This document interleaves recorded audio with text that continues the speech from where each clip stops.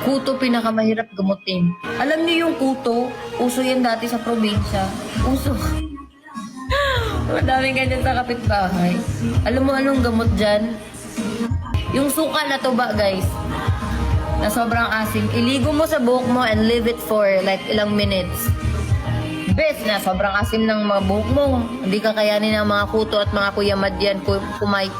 Kuyamad. Mga lisa mo. Magtatumbling yung mga yan. Shhh, magaganon. Kuyamad. Kayumad kasi yan dito, di ba? Kam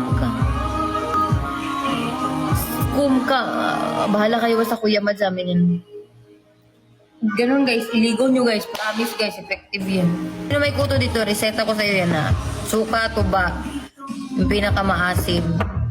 Sino dito? O, pila.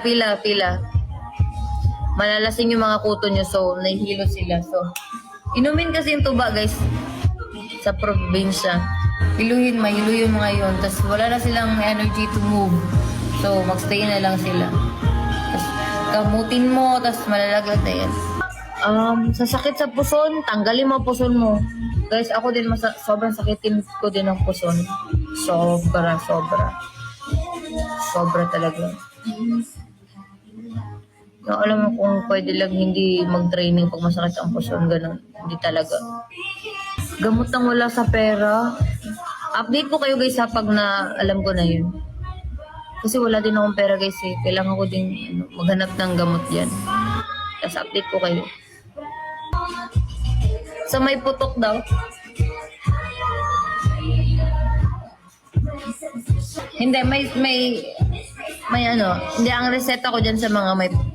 Uy, kayo talaga. Huwag nyo na isabihin to sa may mga putok. What's putok? Putok is... Pili-pili, diba? Hindi guys, sabihin nyo. Kausapin nyo siya na maayos. Reseta to guys ha. Kausapin nyo siya na maayos. Hello, wait lang. I-compose ko lang guys ha. Baka mamasamain na naman eh. Wait lang, mag-compose lang ako. Sige, ganito na lang. Hello, wala ka bang ginagawa? Tara, tawas tayo. Ganon, mga ganon na lang guys. Ganon na lang guys ha. Ganon na lang.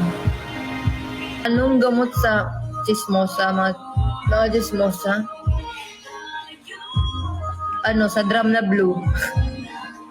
Ilagay nyo sa drum na blue, guys. Sorry. Alam ko na, guys. Pagpatay yung buhok nyo, i-keratin nyo yan. Ito, pwede ko nang ipakita. Wait lang. Patay na ba ang hair nyo katulad ng kay Bini Colette? Mag-keratin na kayo. Ito, guys, oh. Binadalhan nila kami na ganito.